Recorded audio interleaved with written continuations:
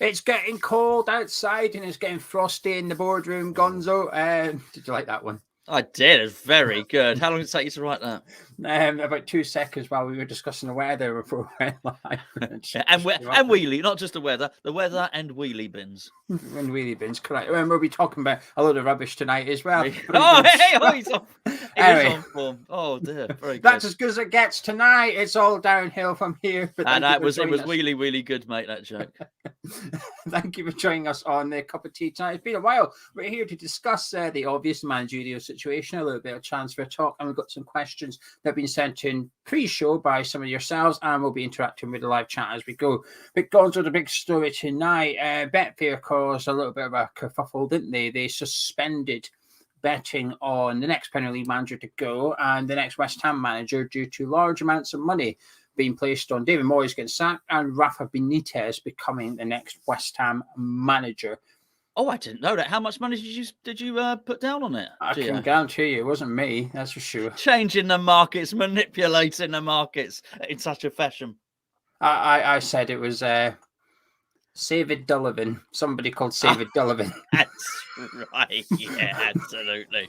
Yeah, I need the old Enigma machine. I can't. It's a bit too cryptic for me, that one. Yeah, does anyone know David Dullivan? Well, he's got a load of money on Rafa coming to West Ham.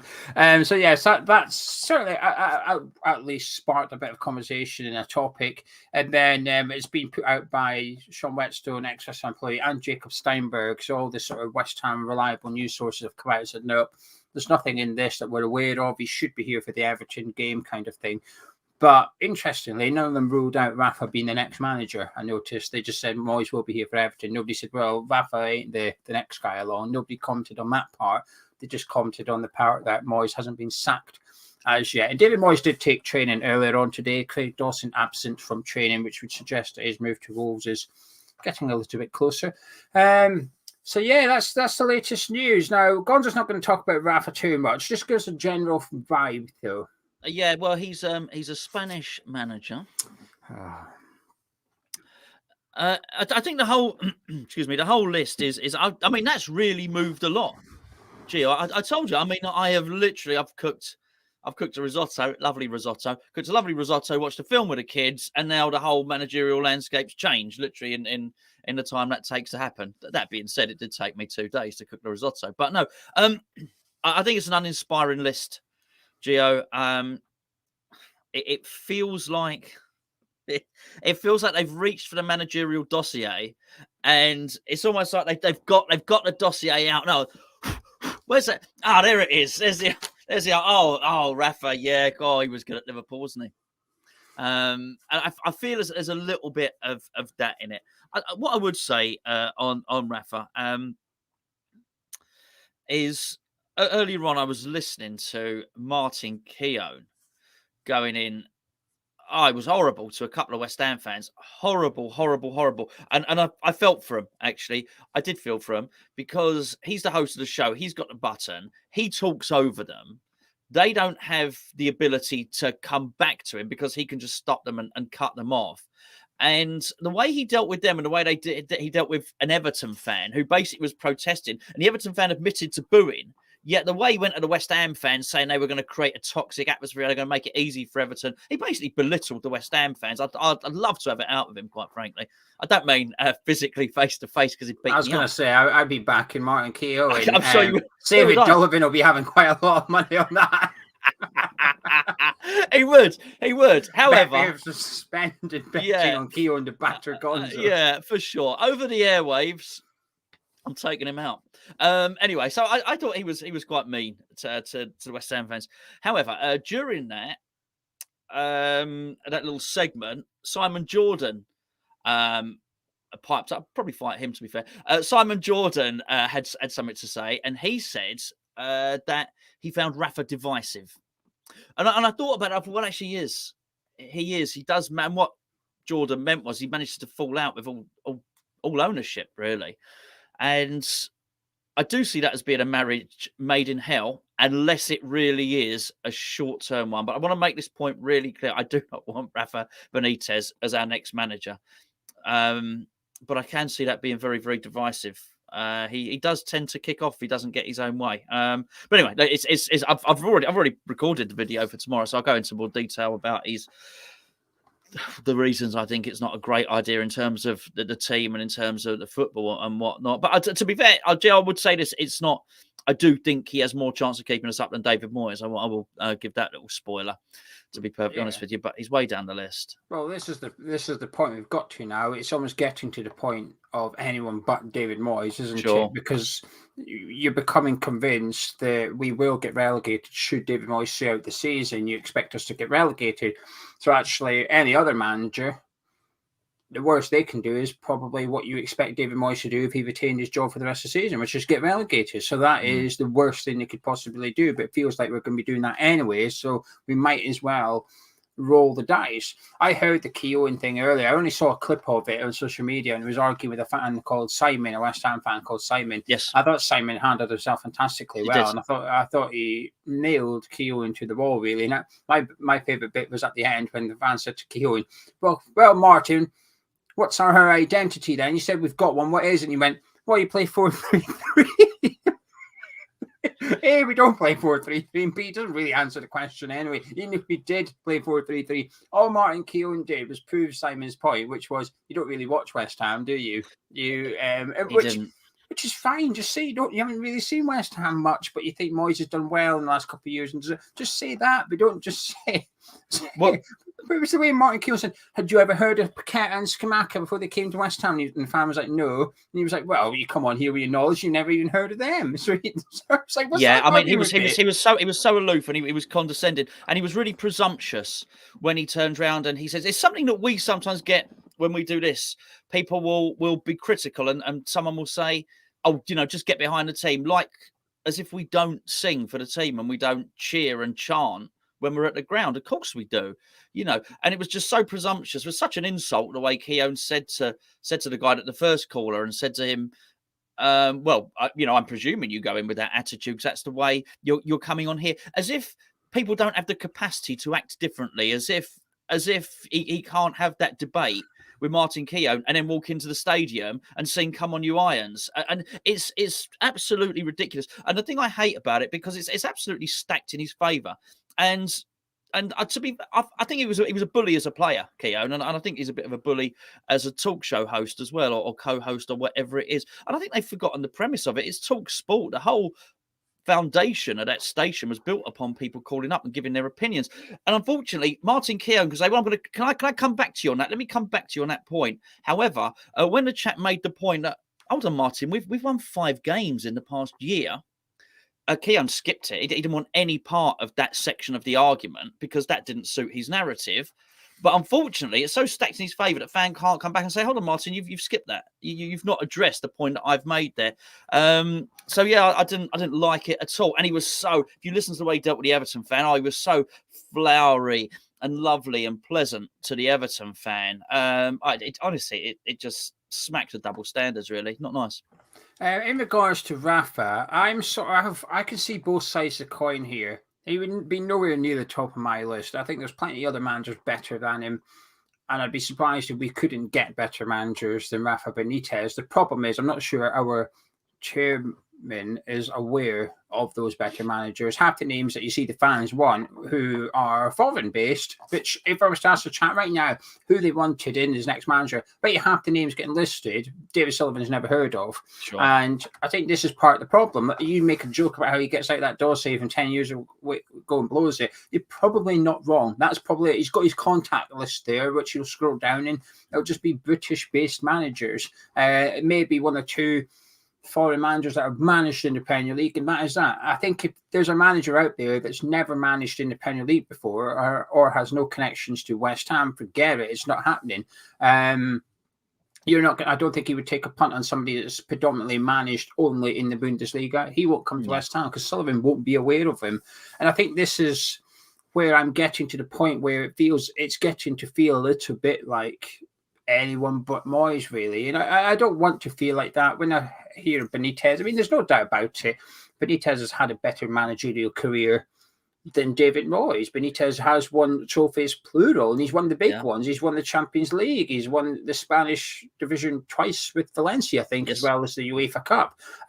He's gone and he's won trophies. He won the FA Cup, the swine. Yeah, he did win the FA Cup, the little bugger. But wherever he's gone and he's been given time, he's won something. So there's no doubt that his CV is better than David Moyes, but he also has a relegation on his CV with Newcastle United. When he went to Newcastle, they were down the bottom of the table, and he ended up going down with them. He stuck with them, they stuck with him, and he won the championship. Happy days. But he still took them down. He still went down with them. Now, you could argue it was a sinking ship anyway, and I think that would be the argument in the case for Rafa. But if it was only a 6-month deal, I think I'd be okay with it. I think I'd accept it. Anything longer than that, I'm not keen. I'll be honest with you, Gonzo. I'm not a fan of his football. I'm not a fan of his style of football. He stunk the gaff out at Everton. And yes, there's that history between Liverpool there. But that's why Rafa shouldn't have took that job. He shouldn't have took it. Never mind Everton going and get him. He shouldn't have took that job either. The job before that was in China. You know, while his CV was impressive, it was impressive a while ago. It's no longer to date impressive. A bit like David Moyes to some extent. And I have this massive belief that managers have a shelf life at clubs, and sometimes they can go elsewhere, reinvent themselves and do better. A bit like what we see at Eddie Howe. It sort of fizzled out a little bit at Bournemouth. He took time out, went over to Spain, learned, become a better coach, a better manager, come back to Newcastle, and now they're seeing the benefit of that. I'm just not convinced Rafa's that type of manager. So a 6-month one, sure. Hopefully it keeps us up. I'd imagine he would take the Conference League pretty serious as well, given that he's won the UEFA Cup, the Europa League, and the Champions League. He came runner-up in the Champions League as well. So I'd imagine he'll take the European competition serious, which is good. Will he keep us up? I'm not confident. Will I enjoy watching his football? I don't think so. I'm pretty confident I won't. But it's needs must now. And this is the problem with trying to get a manager now and not during the World Cup break, because those potential candidates have lessened. We were not in the bottom three, and we had a whole January transfer window. Well, now you've got half a January transfer window, and now you're in the bottom three. So, of course, there's going to be less people wanting the West Ham job. So I guess this is where we are, really. It's just Rafa Benitez sounds like he's top of the list. And no, we'll talk about the Conference League. Something you said there. Actually, the UEFA Cup, as it was then, was actually won when he was caretaker manager at Chelsea, if I remember correctly, and he was brought in halfway through the season. I think that's. Yeah, he was. It was the Europa League. It was called the Europa League then. Okay. But he won the UEFA Cup with Valencia before. Yes, that's right. Yeah. But yes, he won. He basically went into Chelsea at similar circumstances to West Ham. So he would take it seriously. I remember there being an old story that every time he wins a trophy, he buys his wife a watch. I remember reading that at the time, and his wife's got a few watches. She's got no excuse for being late, as does Mrs. Benitez. I think that's his wife's name. And anyway, would you prefer Rafa or Dyche? Oh, good question. I think I prefer Dyche. Oh yeah, I would. I used to dismiss it a little bit before. It was like, oh, it'll be Dyche. I know it will be, but I've come round to the idea of Dyche coming in if we could get him. I prefer him over Rafa. Again, am I confident Dyche will keep us up? Not really. He got a bit stale with him in Burnley at the end, and he got pushed before they got relegated. So he technically doesn't have that relegation on his CV, but he was the one that put them in trouble, wasn't he? So it was a bit of a difficult one. But I just find it sad, Gonzo, that we spent 180 million or something in the summer, and we've got Italy's number 9, Brazil's number 8, England's number 4, and we're talking about Rafa Benitez or Sean Dyche, and that's as good as it's going to get, really, when there's world-class managers out of a job right now that we feel like we can't attract them. And it's just a bit sad where we are at the minute. Yeah, I do feel the more I thought about it, and it is something that's evolving, but the more I've thought about it, I think that the appointment, there was going to be an appointment due at the start of next season anyway. I think the plan is for us to be taken over. I wouldn't be surprised. See, Rafa took that job at Chelsea on a short-term basis. We know he's happy to do that. And it would not surprise me at all if Sean Dyche has been approached. And actually, Sean Dyche has little or no interest in taking it on a 6-month basis, which I wouldn't blame him for either, by the way. So I think if what's on offer is a 6-month rescue job, much the same as Moyes took the job in his first stint at West Ham, then it certainly is going to limit the number of people that would be interested in taking it. But I do feel it is 6 months. Then what happens? New owners come in, or there's a change of structure, and then whatever that new plan is, that's when it comes into effect. But it's been a hell of a risk, and they've left it so long that they may well not get a chance to implement that plan, because we may get relegated, because they have dithered. What's your prediction then? Will it be Rafa? I don't know. I mean, it's be such a massive guess. It's not a surprise to me that we've been leaked, but I think if I was in the owner's position now, I say, well, David Sullivan's position, I doubt Kretinsky's really got involved in the hiring. I find it very hard to believe that Daniel Kretinsky has taken part ownership of West Ham and he's walked in and said, we need to get out Rafa Benitez. So I can only assume that this is Sullivan's doing. If I were Sullivan and I knew that I could leak stories out there, I've got to be honest with you. If I was going for somebody else, I might well leak the Benitez story anyway, just to give a little bit of a diversion, a little bit of a distraction there. So whether he would do that, I don't know. Look, hey, what am I saying? Of course he would. Let's not put it past him to leak something, out there into the press to suit his benefits. Would he be sort of coy and canny enough to do it, to divert everybody from his real plan? I don't know. It's far more likely that it's not any clever diversion. It's far more likely that he's going to hire Rafa Benitez. But I just don't know, because I don't know his thinking. The trouble is, when you try and second guess somebody's thinking on anything, you apply your own logic. And I've never got this logic for quite some time. That's why I've been saying for the past 6 or 7 games, I think David Moyes go in the next game, because I'm applying my own logic to it. That's what I think would happen. That's what I would do. So I'm now so far down the road. Well, I think it's only you that does that, though. Well, it's only me that applies my logic when I'm judging. Well, out the two of us, anyway, it's only you. I don't do that. Yeah, maybe. I just find it hard to fathom that. Sounds arrogant, but I find it hard to fathom that he wouldn't think in that way.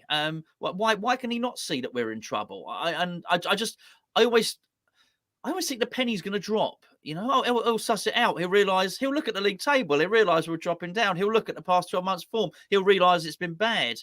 He'll appreciate that before Christmas. Before the World Cup, that there's an opportunity to change the manager. I just expect him for his consciousness to awaken, if you like. Sounds a bit mystic, that, doesn't it? But and it doesn't happen. So you ask me now, what do I think will happen? I don't know. The guy's a complete mystery. The way Sullivan operates is a puzzle. I don't understand. I think if we lose on Saturday, I think he'll get sacked. I do feel like that. It's the first time I felt like that as well. Just throughout all this, you'll know this, and the people that watch all the videos will know this. I've never been confident he's going to get sacked. No.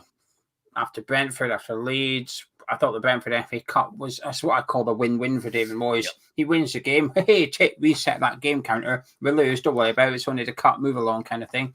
But I do think the defeat to Wolves, in fact, we dropped into the bottom three, he's ramped the pressure up a little bit. And for the first time now, I'm thinking if he loses against Everton, that he will get the sack. If he wins, though, I think he'll be here for the next league game. We play Derby County in the FA Cup the following weekend. I think that's... forget it. Even if you lose that one, dismiss that one. You beat Everton, I think he's here for Newcastle, which is in February. If we draw, I'm not sure.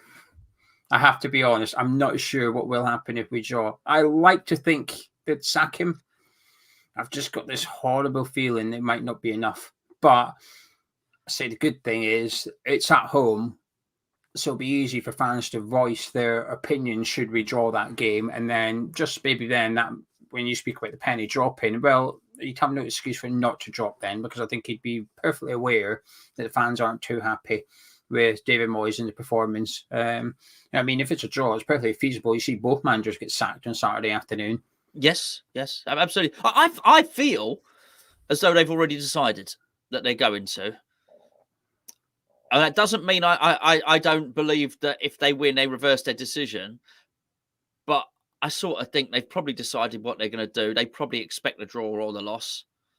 I mean, the thing is, though, Geo, obviously we'll do our Everton preview as a separate video, but you know this because I typed it in the group earlier. I think if Zuma's back for the next game and plays alongside a Gerd, I think there's a high chance that Everton don't score against us. And if that's the case, I think there's a high chance we don't score against Everton. This is why we needed to sack him this week. Yes. We can't give him the Everton game in case he wins it. It sounds mental, and I hope we do win it because I want West Ham to win every game, regardless of what the consequences are. And I'm aware that means Moyes will be here for the Newcastle game, but we need to pick up 3 points. We can't afford to lose games. And I've never been one of these people that think, oh, well, if we lose, at least Moyes gets... I don't understand it. There's few things... But people have a different opinion to me in the comments. I quite like it. I like polite debate. And people say, well, I would do this and I would do that. Yeah, brilliant. I like reading it. And sometimes I even change my mind based on what our subscribers write in the comment section. I might think, oh, I'd play this guy. And then somebody say, well, I would play him. Here's why. I think, actually, that's a good point. I've changed my mind now. I agree with you. But the one thing, 99% of stuff I'm okay with. But there's 1% of things sometimes comes along where I struggle to understand why they have that opinion. And one of those is, well, I hope we get beat because then Moyes gets sacked. And it's not something, we saw it for the Brentford game. And I thought, A, I don't think he will. And B, I just can't imagine wanting West Ham to get sacked regardless of the consequences. I can't imagine wanting West Ham to lose regardless of the consequences. It's a huge game for us on Saturday. And this is why I'm a bit, I don't know how we describe it. Not worried. This is why I think it's vital we sack him this week because Saturday is a winnable fixture. Yeah, and I think it almost becomes dangerous that we don't sack him and he wins. It's like, well, now what do we do? Now we're stuck in limbo because the next league game's outside the January transfer window. So any potential replacement doesn't have this period to bring in 1 or 2 of his own players or sell 1 or 2 players that's currently at the club that he does not want. It would be very much you are handcuffed. And I just think, we talk about how less managers are appealed to West Ham now than they were during the World Cup. There'd be even less if the January transfer window was gone. They'd be like, oh, definitely not having that. Thank you very much. You're in the bottom 3 and I can't buy anybody. No thanks. So this is why I think it's crucial that we sack him this week. I don't think we will, but I still want to see him gone because we can win Saturday, even with Moyes as manager. Like you said, Zuma comes back. And it's dangerous. It's a dangerous thing to do. So certainly is, mate. Yeah, I mean, it is.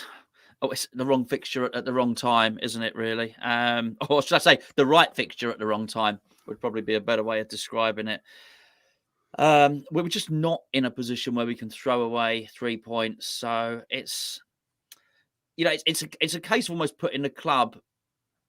I would say putting David Moyes out of his misery, but he doesn't appear to be disturbed at the moment. He seems to be handling it all very well. So I think you get the impression he would just carry on regardless. He's made of sort of resolute stuff in that sense.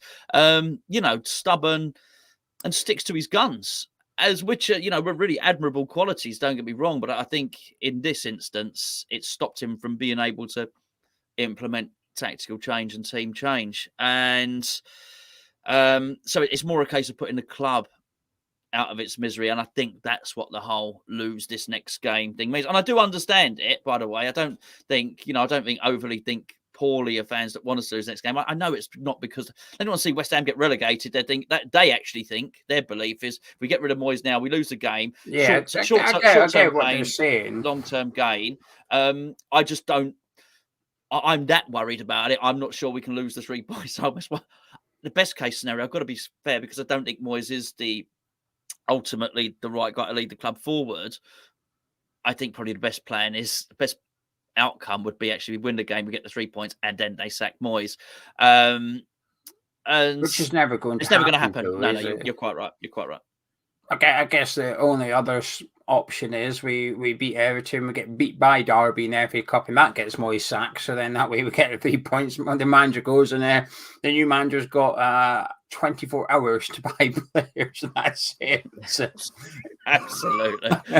Be like Black Friday, won't it? Let's be bloody Monday night game. But I can't complain because I'm in Scotland that weekend. So it was like I was going up that weekend regardless of whether we got through against Brentford. So now you're driving David back to Glasgow. Moyes said, "Well, I lift up the back road." to the tenements in Glasgow, yeah. I'll give him a lift up the road. So I don't have to miss the game now. It's a Monday night. It's a horrible flipping fixture though for the regular away fans. Monday night football. But anyway, transfer window is obviously alive and kicking for every club at West Ham. It appears plenty of business getting done. We're yet to move. Craig Dawson looks like he's away to join Wolves, though wasn't in training earlier. Is there anyone you're hoping to see, Gonzo, or is there anything you're hoping to see in the January transfer window? More anything than anyone. Striker, fullback or two would be nice. I think Cornet needs replacing. Aside from that, not too many. Only the 4 or 5 players, Geo, on top of the 50 that we brought in January. And I mean, the Cornet one, I do apologise. I was going to say I make no apologies, but that's not true. I do apologise, officially apologise for talking about pace again. We are such a slow team, and I would really like us to bring a couple of quick players in. You know, sometimes if you're not playing well, then that can really help. And we don't leave anyone on the halfway line, which is an issue. I know, sorry, I'm digressing here. When we're defending a corner, there's no one on the halfway line. We can't spring a quick counter attack. We should also have our quickest player up there, whoever it is. But we don't do that. He's not the first person to do it. Believe it or not, Pardew didn't used to do it, and I liked Pardew, and I thought he was more or less tactically sound when he was here. But I think, I'd definitely replace Cornet, get someone fast that can play on either wing. We definitely need a striker, a different kind of striker. I think going back to, obviously, we've had our say on Alvarez today. And the more I think about it, I think it was because he was a different kind of striker. I think he wasn't that tall Darwin Núñez, Armando Broja, Scamacca type striker. And you know, a lot of people have said they don't think Moyes would have known what to do with him, and I would sort of concur. Talent doesn't play much of a part. I know his career fizzled out to the end, but when Chicharito first joined us, he was still a really talented player with a lot of really good attributes to score goals. He didn't know what to do. It wasn't just at West Ham, let's be fair. He was in his absolute prime when Moyes rocked up at Old Trafford, and he didn't know what to do with Chicharito. So I think he's got the whole Haller thing as well. So I just think he didn't really know what to do with him. Fullbacks, I think we can solve the riddle in midfield. I actually think we've got the players already. I'm not advocating that we go and just spend a load of money unnecessarily. I think there are solutions within the club for that. I'd like to see. I think Downs would do a good job, and I think we have. If you do that, there are a number of players that you can fit in creatively to open things up a little bit. But I certainly. The supply line needs sorting out. But the supply line also comes from decent fullbacks as well, Gio.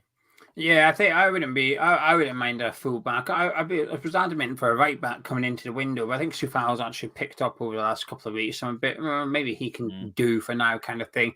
But the right one was available. I wouldn't say no. I think a left back is crucial because Cresswell's just, I'm a big fan of Cresswell, but he's not performing really well at the minute. And Emerson, there's clearly no faith in Emerson to replace Aaron Cresswell, or he'd have done that by now. But this is maybe where you can benefit from a new manager, because the new manager would come in and while Moyes feels a bit of loyalty to Cresswell and Ogbonna and Souček, the new manager won't have that loyalty. He'll come in and say, you out, you out, you out. I'm going to put Emerson left back and I'm going to put him in. I'm going to put him in. Ashby, and you come, you're going right back. You're my best right back. In you go, kind of thing. And this is where sometimes actually a new manager is mainly about new tactics and whatever. But there is just that element of just being ruthless, not having that loyalty that the previous manager once felt. You see that Man United, where Ronaldo ran the gaff, Ten Hag came in and said, do one, get out of here. Kick him out. They're one of the biggest superstars in sport. Get out of the club. And then now look at them. So sometimes it's just somebody coming in and just getting rid of that previous relationships, which were successful. That was a big part of us finishing 6 and 7, but it's not working anymore. You know, like you said earlier, 9 of our starting 11 were here 3 years ago. That's not good enough. I mean, the two that did start were arguably our 2 better players, certainly in terms of just quality with Paqueta and Aguero. They were our 2 better players, and the other 9 have been here for a while. It's just gone a bit stale. So I think the new guy might come, if there was a new guy come in, might get a tune out of Emerson at left back, for example. But we definitely need to sort out the creativity or the lack of creativity. Who that is, I don't know. There's one or two players that look like they might be becoming available. I've seen earlier. This is a bit ambitious, and I'm not saying that this is realistic, but I saw Raheem Sterling's possibly available from Chelsea after the slow start. It's one of them you think, oh, you could just get him for on a 6-month loan or something. It would cost us an arm and a leg because of his wages, but you'd bite your hand off for it, wouldn't you? Somebody a little bit of pace, somebody. Well, I would I'd bite your hand off. I'd probably keep both of mine, but yeah. Yeah, I bet you would, you greedy bugger.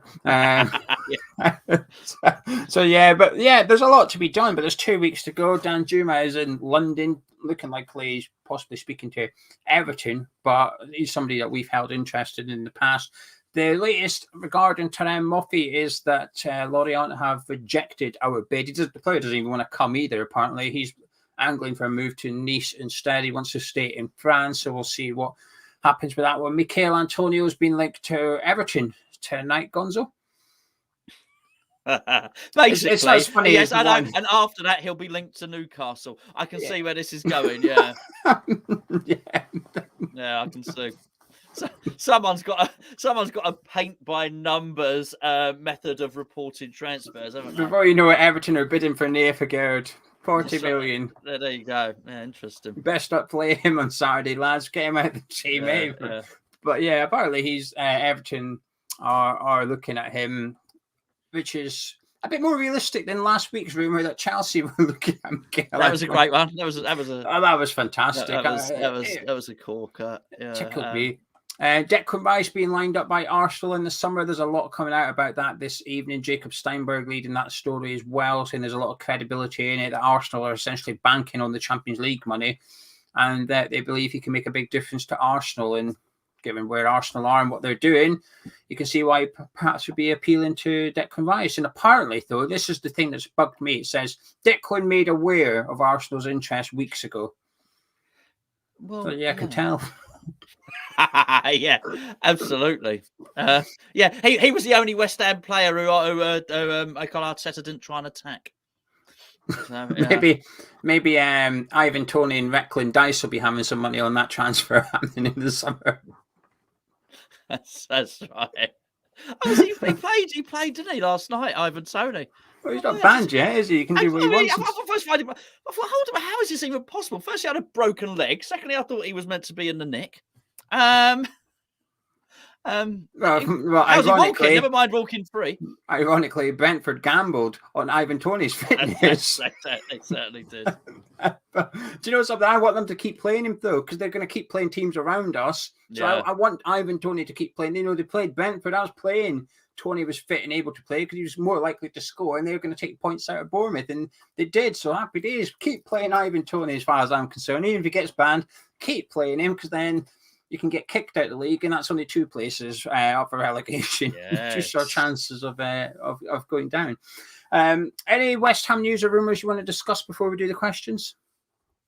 Oh, mate, I mean, there's just so many, Geo. I think the questions will probably cover it. I was saying earlier on, a lot of the time, okay, maybe not in transfer windows, a lot of the time we'll sort of scratch around and we'll look around and see are there any West Ham stories. Not at the moment. There's just an abundance of them. There's so much stuff to talk about, and just for the bad reasons as well, because like some people have said, the circus is back in town. It's crazy. It's a crazy club to support West Ham. And I know there'd be other clubs who would say, oh, yeah, ours is like that as well. And I wouldn't want to belittle what a Portsmouth fans gone through or anything like that. But just, in my lifetime, the way we've yo-yoed between the divisions, the way we've had sometimes the most ridiculous managers and some crazy players, who don't turn up for their medicals or don't turn up and then they leave again really quickly, and ownerships and protests. I mean, honestly, it is a crazy, crazy club to support, really. And it's very, very rarely dull at West Ham. So I think the questions will probably keep us busy.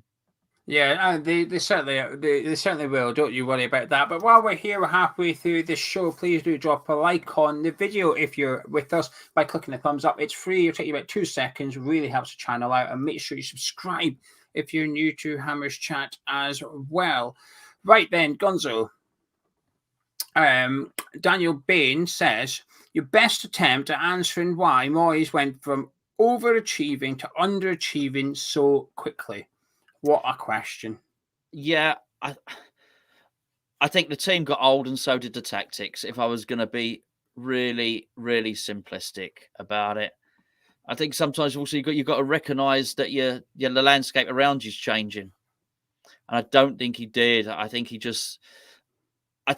thought what was good enough before would be good enough going forward. And I just don't think he noticed that it wasn't as good as it was, because it was just deteriorating. Antonio was never going to replicate that wonderful season.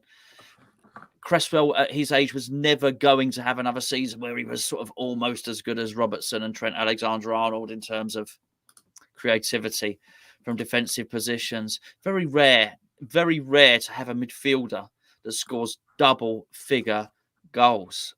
And I don't just mean West Ham. I mean, they are rarities indeed. That's why people like, I dare to say it, and apologies for swearing. That's why people like Lampard do so well, and Gerrard, and people like that before. People like David Platt, midfielders that scored double figures. It was a very special set of circumstances had to happen for all of that to repeat itself. Bowen was in sensational form that got him into the England setup. Everything was right, and I don't think that David Moyes recognised that things were falling apart around him, and we just get back to the stage where we are now.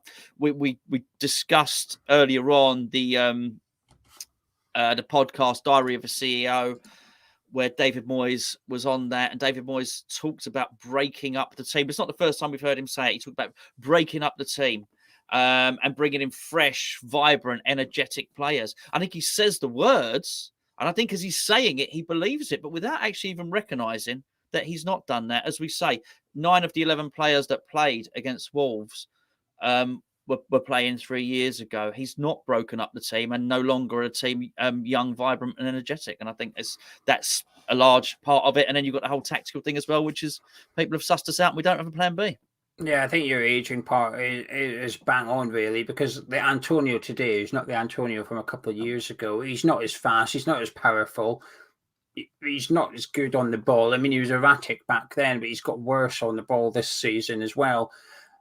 And it's frustrating, really. It's also just, it's the January transfer windows for me, both of them. Even the one when we got Lingard in, we only got Lingard in. It's just missed opportunities, really. And it's not the first manager at West Ham. We had it with Slaven Bilic, we had it with Sam Allardyce, where we get ourselves in really good positions going in the January transfer window, and we just fail to capitalise on it.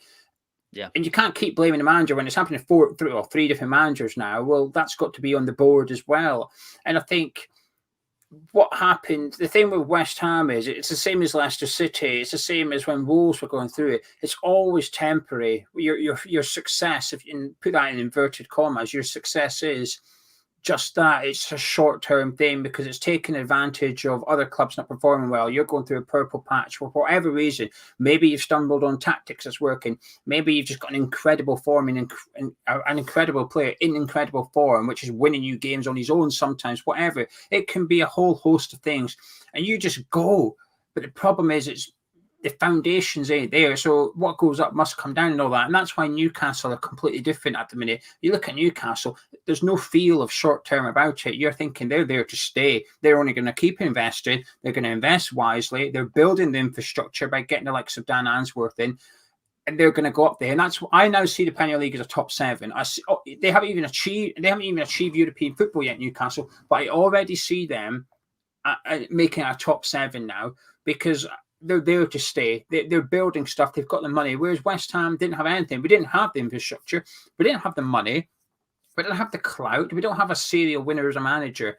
But it just worked for 2 years. It was working. And it was a bloody good 2 years as well. There's some memorable bloody nights. And that's what it is with teams like West Ham. Leicester have had it better. They won the league. They've won the FA Cup. But look at them at the minute. Look at their decline. Their decline is worse than ours. They've gone from winning the title, dipped, winning the FA Cup, and they're dipping again. They're also thinking, what is going on? We've got the training ground. Look at our training ground.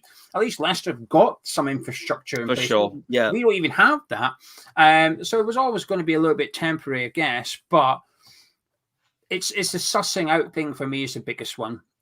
that because teams didn't fear us, they came at us. We had a bit of pace in the team. Antonio was fast. Bowen he's not slow. Bowen, he's not rapid either. Jesse Lingard was fantastic for us. Very direct. You cannot underestimate Lingard's impact. I mean, what was it?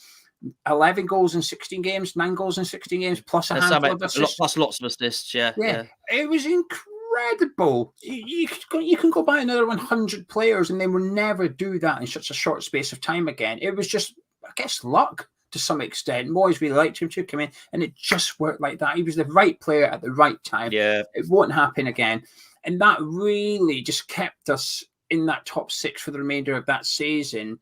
And we didn't have European football, obviously, so we only had Premier League. So we took advantage of other teams' downfall, and Jesse Lingard's form essentially kept us in the top 6 and got us Europa League football. And then last season, like you said, we've just been found out. Teams used to fear us, sit back, and we've got, I don't know what to do now. Now the problem, we've got this, that was last season. This season now, teams don't fear us anymore, but they're coming for us. Whereas last season, fear West Ham, sit back, what they're going to do? Nothing. Okay, that's fine.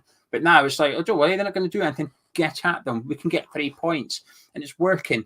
And he's just got no plan B. And even when he does do something different, I actually thought, honestly, I thought the Brentford and Leeds game that we've just seen, not the cup one, the league game when we got beat, I saw some positive things. I saw some small changes, and there was stuff I liked from both performances. And I thought, okay, we've got something here. But one of those big positives was the new position, if you like, of Lucas Paqueta. And then against Wolves on Saturday, he moved him back. And I thought, well, what have you done that for then? You've only just discovered how to get Paqueta. You've gone and put him back in the position he was at the start of the season when he was struggling. And it's incredibly frustrating. He's a very stubborn manager. We've always known that. But when it's working, it's okay. He doesn't need to change. But when it's not working, it becomes a massive problem. Yeah, I was next to Nick. Nick and Charlotte. It was nice to see them at the Wolves game. And Nick was saying to me, he said that he watched the Leeds game, and when he went to Leeds, he thought we got enough. So he was would echo your sentiments on that, and it certainly there was promise there, but to not build on that, to not go forward, to not capitalise, to then go back and look worse again. Do you know the best thing that could happen to Moyes in the January transfer window? If Moyes has to stay the rest of the season, you know the best thing that could happen to David Moyes? Someone comes and buys Souček. Oh. Honestly, what were you going to say? Oh, I thought you meant the COVIDs again, where someone else has to stay at home. Absolutely. Absolutely brilliant. I wish I thought that one. That was a good one. But in being serious, apart from giving David Moyes we had some great results. I mean, let's be fair. 4-0 against Wolves. 4-0, 3-0. Then he had the one where he had the red card. If you and then he couldn't come to that. I think we've had 4 games where he's not been on the touchline. I think we've won them all. And comfortably. It's been good football as well. Oh, we've been like Brazil, honestly, getting rid of Souček would really benefit David Moyes, because while he's got him, he feels the need to play him. Remember that game when he didn't start him? Paqueta went down after 20 minutes and Souček was warming up. You could almost sense Moyes thinking, here we go, I can get Thomas on now. And just stop it. Just stop it. And honestly, not having Souček to pick would force Moyes to do something different, and he might just work something out. He might stumble upon it again. And some managers stumble upon things to some extent. It's like Newcastle.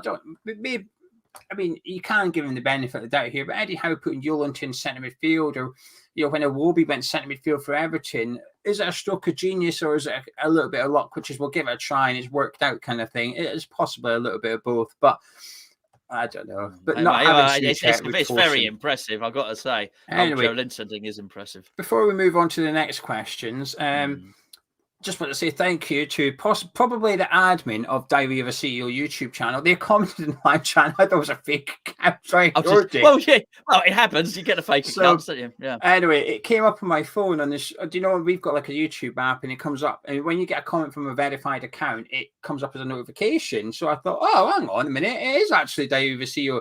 So they've commented on our video from about Alvarez earlier. So I just went on the channel and clicked on it. It took me to the Diary of a CEO YouTube page. So I've been able to check that it is actually the Diary of a CEO. So it's probably not Stephen Bartlett, which is sad. But no, sorry for thinking you were fake.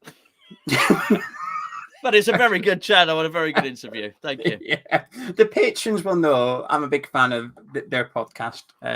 Not been invited on yet to discuss running a YouTube channel with not many subscribers, but Probably won't after the wheelie bin intro. well, you should do. So how did you come up with that one? I'd like to pitch my So you said Dragon's to tell Den him, idea. I tried wheelie hard. Do you think I could get on Dragon's Den to pitch to him?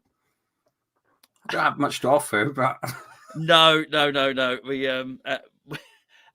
well, we'll discuss it another time. Your remember all the apprentice talk we used to do and the hey, that was quality. That idea, I still insist that idea would work today. Just listen, I gotta say, and I say this now, out of anybody I know, I would back you on the apprentice. I think you'd win the bloody thing if you went on the apprentice. I really do. I'm not. Sounds like I'm trying to kick you off. Keep Hammer's chat to myself. Well, just wait because you've got some negative stuff about me coming up. Don't you worry. Okay. But Daniel also asked, "What is your go-to cereal when down the cereal aisle in Sainsbury's?" Unsure why he's picked out Sainsbury's. Can only assume that's where he does his shopping. I like Breaking Bad.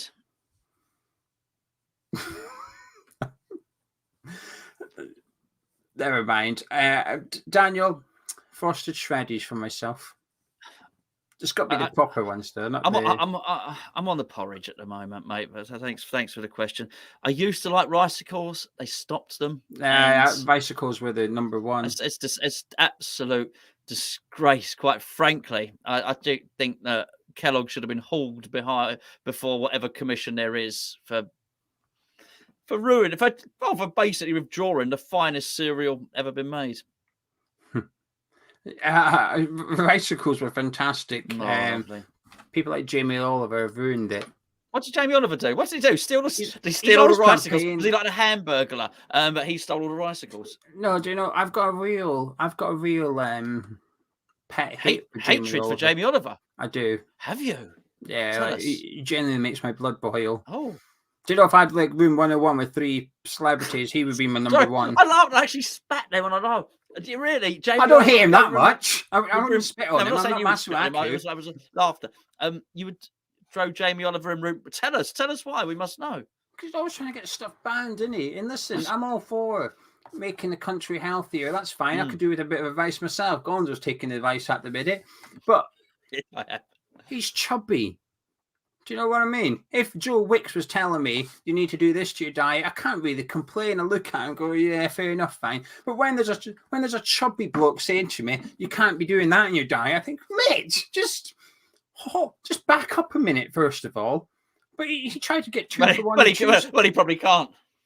He tried to get 2 for 1 flipping pizzas banned and stuff. And he just kept going on about banning all these nice foods and stuff.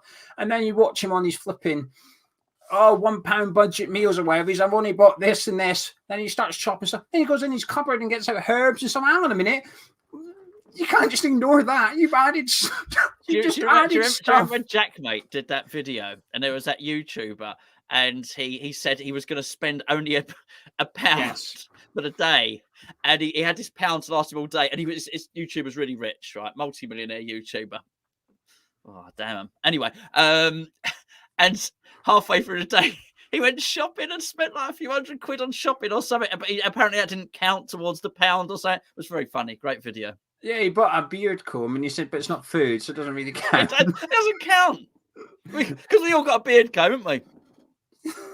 Brilliant. Anyway, Sam K says, do the supporters overrate the squad too much? No, I hear them criticised and praised in equal measure. I got to say, I've heard our players are absolutely useless quite a lot. So, but I've also heard people say we've got a wonderful squad. No, I wouldn't say so. Gaz Hammer says, is this the Avram Grant season all over again? I don't think so. I don't think so. No. Do you remember the Avram Grant season? And Demba Ba was really good. I mean, if Demba Ba had played a striker for the remainder of that season, we'd have been fine. But he kept on moving him out of the way and moving him on the wing and stuff like that. Yeah. Anyway, I don't. I hope not. I really hope not. I don't think so. I think I think they will sack him if we get beat. I think that season they tried to replace him very publicly with Martin O'Neill, and it went a little bit wrong and stuff like that. And I'd imagine if they could go back in time and redo it, I think they would sack him. Obviously, benefit of hindsight and all that, but I don't think it's like that. And arguably, because of the Avon Grant seasons, why Moyes won't get to see the season out. I think had they not had that season, I think you could make a case for Moyes getting the rest of it to make a go of it. But because they've had their fingers burnt already with Avon Grant, I think that actually might just persuade David Sullivan to pull the trigger on David Moyes. As for the overrating the squad, something I think we do, Gonzo. Sometimes we do overrate the players. Sometimes we underrate them. I might overrate one or two players, and you won't. I might underrate one or two, and you won't, and vice versa. It's what being a football fan's about, though, isn't it? I think. Yeah. As a supporter, your opinions are never going to be bang on. The only thing guaranteed in football in terms of opinions is if you have a negative opinion about something, you'll always be right eventually. If you say that player's not good enough, and you just stick to that opinion, eventually you will be correct, right? Yes. You could right now, you could say, Jared Bowen's not very good, and you keep saying that, eventually it will be proven right. And I think it's almost our job as supporters to some extent to overrate players at times from time to time. And I think, like I said, I think we're all guilty of it because we all have different things we like to see in players. Gonzo wants to see pace and nothing but pace in players, whereas I prefer more slow players. And more technical players, probably. That's so. Yeah, of course, some players we do, some players we don't, and it can change from week to week as well. Sometimes I'll think a player's had a good game. You won't, and people in the comments will disagree with us completely as well. So it all differs, but that's what being a football fan's all about, I think. Opinions, we've all got one. Iron says, what's the biggest disagreement me and you have ever had? And he said, I'm really curious.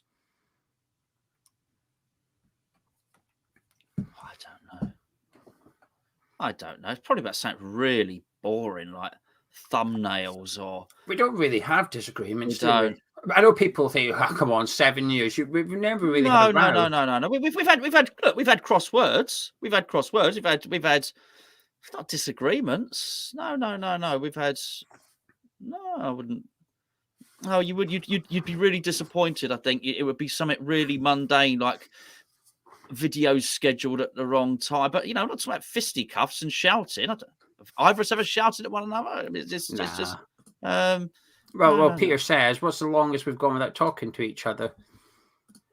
Maybe a couple of days, but it's not because we're ignoring each other. It's just because there's no West Ham or something, or one of us is away. That's right. But...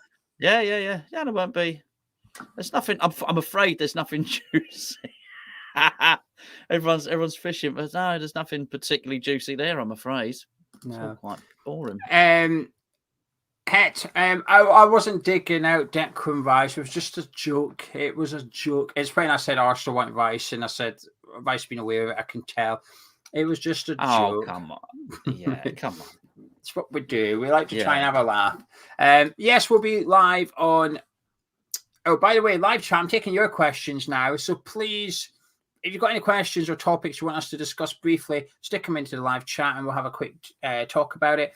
Alan's asking, are we live on deadline day? Of course, I've already got a couple of guests lined up. I'm trying to get some really good guests this year. And I've had a provisional yes from my top guest. He would be a terrific guest. That's all I'd say. Gonzo, go do the terrific, will you? Go do the... You can guess who I'm talking about. Go do Chiffy. Yeah, him, that one. Chop, guest, I've had a provisional yes from him. So we'll wait and see. I've asked a couple of others as well. Fingers crossed I can hear back and get them lined up. But we'll be live for 2 or 3 hours on deadline day. We'll get the guests involved and we'll just have a laugh. Hopefully we'll have some business to discuss. But if not, we'll just have a little bit of a laugh. We'll do some giveaways as well. We'll make a night of it kind of thing. We absolutely will. We'll wear something yellow. It's not really a thing anymore. There was a Jim White thing, but now he's left. It's not... Well, I still got a yellow ticker tape and a banner at the bottom. I don't need... No, I've got yellow. I've got a yellow T-shirt and some yellow Speedos. Be fine. Anyway, Big Mally says, is your current squad worse than last season's? It's better, I think. Yeah, absolutely. I mean, let's be fair. Last season, there were players that David Moyes wouldn't even play. Oh, hold on. Jack Mate says he had to fist fight a first team player with the best chance of winning. Who are you picking? Lanzini for me. Yeah. Maybe one of like the under eights or something. That was a joke. I don't advocate that sort of. I don't want that person coming back. They've already come back. They've already come back just to say that they were. Right. They said they were referring to other people rather than just. Oh, okay. I apologise. As well. Yeah. No, someone little. Or maybe. Oh, actually, any of them really. They're all slow. I could just sort of duck and weave and. What, Antonio? Yeah. No, I don't know. It's mate, he'd probably fall over, pretend to be injured. I'd win. No, I don't. For the record, I don't want to fight, and I don't want to fight anyone actually. Yeah. Right, let's have a little look. Who's in the picture for the long-term replacement after Benitez? Moyes. I don't know. Charlie did the thumbnail. I did send him some names, but I don't know who he picked. Oh, really? I just tell Charlie do the. Maybe he's feel like Mr. Bean in it or something. I don't actually know. That'd be good. He'd do all right. The worst thing is it'd be believable. That's the worst thing. Oh, bloody hell, we're after Mr. Bean now. And there'd be some people that say, "I'll take him over Moyes, bugger it." He can't speak, but it's fine. Do you know I was an adult when I discovered the concept of Mr. Bean. At the start, he falls from the sky and he's actually like an alien. Do you know, as a kid, did not know that? Well, I'm not a kid and I don't know that. What? Do you know the intro of Mr. Bean? What? It's got the spotlight. Are you talking about the animated thing or the proper the Rowan real Atkinson one? Do you know the real one with the Rowan Atkinson? Yeah. So at the very start, like the intro, there's like a spotlight and he falls and he lands and he gets up and he goes, whoa, and goes away. That's him falling. I mean, he was an alien. He's falling from the sky. He's clumsy. He might have just fallen out of a window or something. No, that's why he doesn't speak. Have you never considered why he doesn't speak? I know he goes. I think that's a bit too conspiratorial. I think you've read too much into that. He's got a few words. He goes "brain" and he goes "ta-da." But apart from that, he doesn't really speak. Absolutely, yeah. Yeah, that's the concept of Mr. Bean. He's an alien. He falls down and gets on with it, and that's why he's discovering everything. He ends up with a turkey on his head. I'm not so sure about all of this. Go watch the intro to Mr. Bean, and you'll see. Well, the concerning thing is, it's I've watched plenty of Mr. Bean. I like Rowan Atkinson. I love Blackadder. I know it's different to Mr. Bean. Yeah, I hadn't even. I know a bit about him falling. The alien, Mr. Bean being an alien. I don't know. I'll be interested to see what the chat says about that. Geo is correct. Okay. I only discovered it. I only discovered it recently, right? Someone told it to me, and it just blew my head. I was like, hang on a minute, that's actually right. Right. Anyway, back to football. A couple of questions, and we'll disappear. Joe says, "Why do you think Moyes doesn't play Downs?" He didn't want him. Souček's point. He wants to play Souček. I don't even know who Flynn Downs was. I think he signed him, and he's one of those players who's not interested. This is it. You're probably right. Yeah. Thank you, Jordan. Thank you for the £4.50. Really appreciate it. He said, "Do you think Longello can be a long-term replacement?" No. Well, not under Moyes. No. Would a more his contract's up in the summer as well. I think he'll end up just at Birmingham for free. Yeah, well, he's doing well there. Do you know something? Leave him there. Also, randomly, Nathan Holland tonight. This means nothing to anyone but me and Gonzo. Nathan Holland, when we did a video years ago, and we were tier listing the under 23s. So it's based on our opinions, based on highlights from the club, and that was it. So we haven't done it since, but we tier listed under 23s anyway. And Nathan Holland messaged us to say thank you because we're putting quite high up. We did like a quiz once, and he sent in a question for it, like a video, and we used it. And he's always been quite nice. Anyway, Nathan Holland won the MK Dons Player of the Month for December. It's not big news of that, but it's just nice to see him doing well now. It is. It's a horrific injury record at West Ham as well. Yeah, and I think timing as well was unlucky for him. He was injured when Diangana come through. I think things could have been quite different. But a really, really nice guy as well. Yeah. Really, really, absolute credit to the club. Really was. Younger Arthur, so not young Tom's younger brother, says, "Do you think that a manager can come in halfway through the season and make a big impact, or have the board left it too late?" Well, possibly both. I think a new manager can have an impact, and the board might have left it too late. That impact might not be enough. That's the problem. Yeah, I agree with that. I agree with both. Dan says, X says that we're admirers of Ange. Thoughts on him coming to West Ham from Celtic to replace Moyes? Well, we were admirers. We were admirers before West Ham were admirers. We were ahead of the curve, weren't we? Yeah, man. Head of the curve. Mark is asking, who was your favourite West Ham manager? Well, I mean, John Lyall for me, but it's easy. It's a tap in, isn't it? Really, to be honest. Mine's Bilic. I never had. Redknapp's the first one that I had, and I only vaguely remember that team. It's not really clear. I think a lot of what I think is memories is stuff I've seen on TV, and I think I remember it, but I don't really. I've just seen it on TV. And so it's between Pardew and Bilic. And if we won the FA Cup, it would be Pardew, but we didn't. So it's Slav for me, because that year, last season at Upton Park, I thought was incredible. And also, he's very charismatic, and I genuinely believe Slav wanted to win every single game. It doesn't mean he was a good manager. I'm not saying he's the best manager. The question was, who's your favourite manager?